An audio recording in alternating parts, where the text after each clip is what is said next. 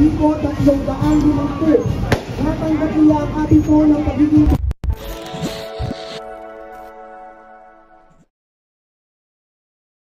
Magandang araw, hapon o gabi sa inyong mga ka-SC. Ngayon nga pala ay nandito tayo ngayon sa San Vicente Ferrer de Malolos Chapel sa Malolos, Bulacan. At ngayon nga po pala ay ginaganap ang kanilang dakilang kapistahan sa kanilang patron na si San Vicente Ferrer de Malolos. At kung makikita ninyo ay napakaraming Dominican orders na nandito.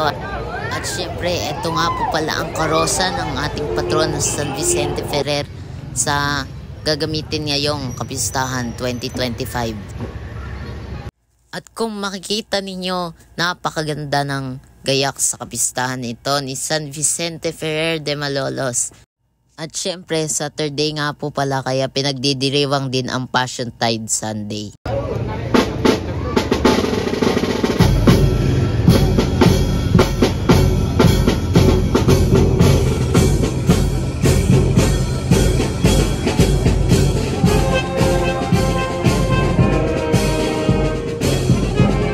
Dahil 6 PM na ay magsisimula na ang ating banal na misa.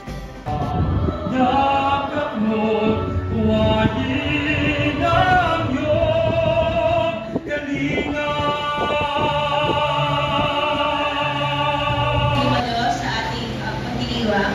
Sa inyo pong lahat, maraming salamat po. Lalong-lalo na po sa mga nagsabi na lahat daw po ng tulong nila ay para kay Apong Inte. Nakakataba po ng pusong marinig po sa inyo. Hindi ko na rin po kayo iisa-isahin. Kasi po, bahala na po si Apong Inte ang magbayad at magsukli na lahat ng binigay niyo po na tulong sa amin.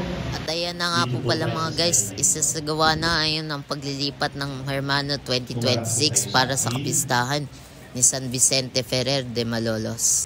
Hinihiling po namin na kami pinutulutang magpaglingkod sa humanidad ng Pintakasing San Vicente Ferrer bilang hermano para sa kapistahan ng nasabing patron dito sa kanyang kapilya sa buwan ng Abril sa taong 2026. Sa lalong ikabubuti ng inyong pananampalataya sa Diyos sa pamamagitan ng inyong pamimintuho kay San Vicente Ferrer, batay sa mga alintuntunin ng nasabing hermanidad, kayo'y aking pinahihintulutan sa ngalan ng ating kurang paroko, ang mahal obispo, na makapaglingkod ayon sa inyong kahilingan. Sa harapan ng Diyos at bayang natitipon na yon, ipahayag ninyo ang inyong pangako.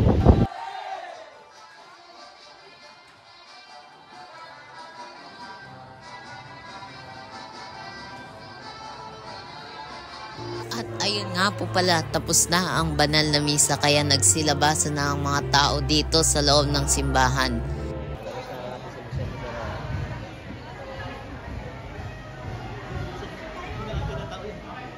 At kung makikita nyo nga po ay lalabas na po si San Vicente Ferrer de Malolos sa kanyang bisita. At ilalagay na po siya sa kanyang gagamiting karosa sa kapistahan 2025. At marami nga po palang humahawak kay San Vicente Ferrer. At kung makikita ninyo, napakarami din pong deboto.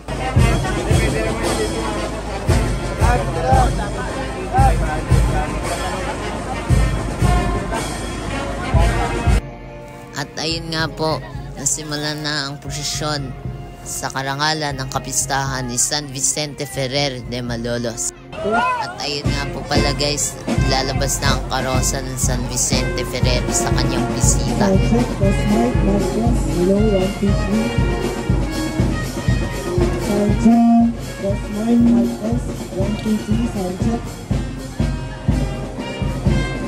Hello, sound check, that's mic, like this.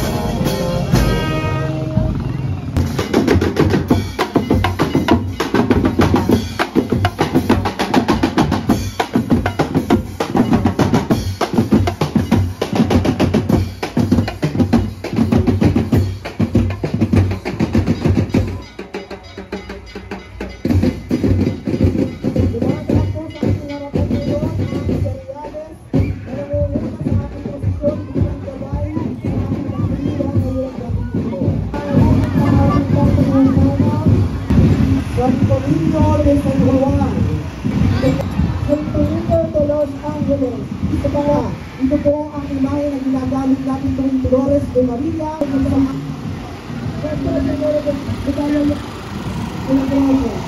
Ito po ay nasa pangangalaga ng Ginang Lucy Bernadotte ng kanyang pamilya sa alaala ang pinakamamahal na pintakasing na si San Vicente Ferrer.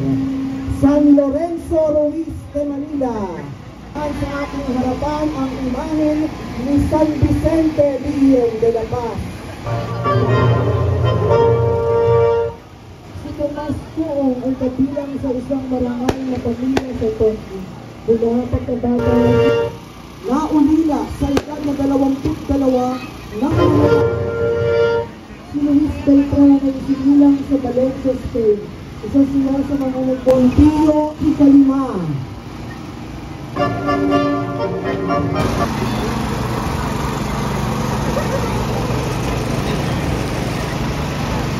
San Catalina de Sena, San Alberto Magno, direktor ito ng parokya ni Santa Inés de Montepulciano.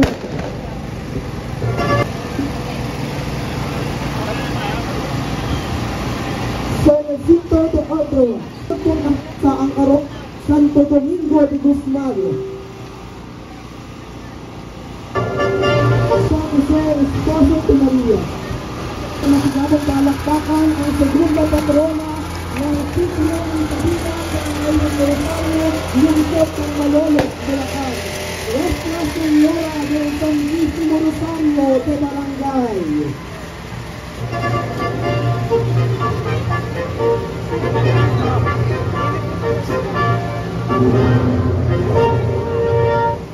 Upang maging matagumpay ang mga labanan ng Kristalo, inuutos ng Santo Papa sa pinakamanahal na Santa Maria Salome.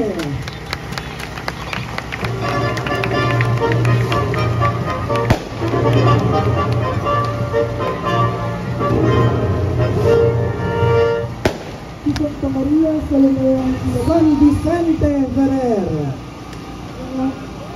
Kaagapay po ng karosang ito ang mahal na patron ng Hermanos Mayores ito, yung Arturo Reyes Villan at Dr. Margaret Laza Reyes at ang kanyang pamilya. Ganyan din po sa ulang ng Barangay San Vicente, mga tiboto. Maraming salamat po sa ating pakikinahon sa ating posisyon ngayong gabi ito.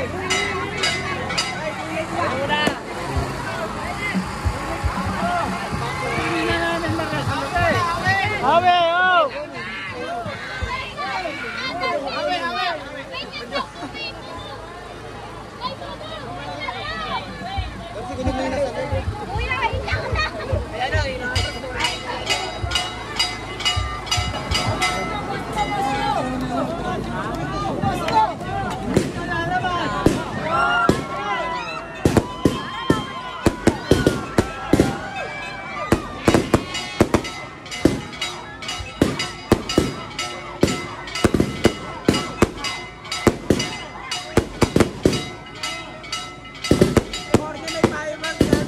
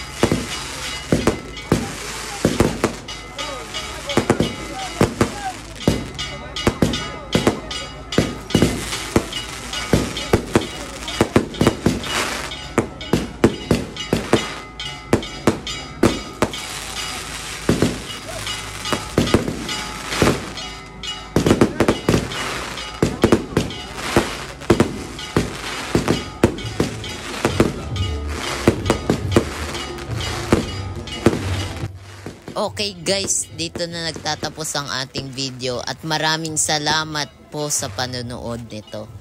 At mag-subscribe na kayo kung hindi pa kayo nakaka-subscribe at i-like ninyo na ang video na ito. Kita-kits ulit!